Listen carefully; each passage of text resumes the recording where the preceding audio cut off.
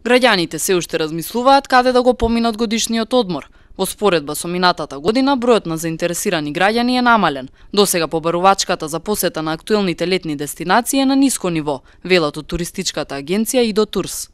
Можам да ви кажем дека оваа година заинтересираноста на граѓаните е на ниско ниво.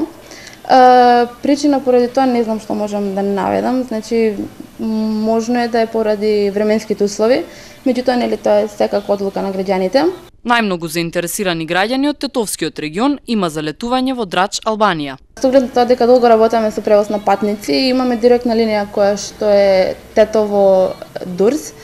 Имаме преглед на тоа колку има заинтересираност оваа година за летување на граѓаните по конкретно Тетово. Конкретна таргет група не се луѓето што сакаат да патуваат за Албанија.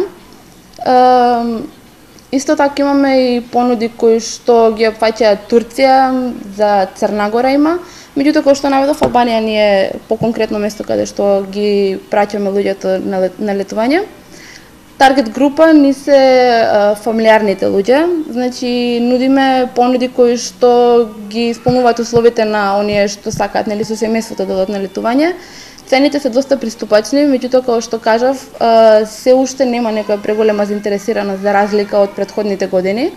Оние граѓани кои нема да одат на летување оваа година, како основна причина за тоа ја наведоа тешката финансиска состојба. Ја сум у Хамбург. Да, аз Хамбург. Ќе идем тамо у Зеј према Денимарк. Ќе шетам со женава. Пензија добро имам. Криза, економска криза. Нема. Тешко?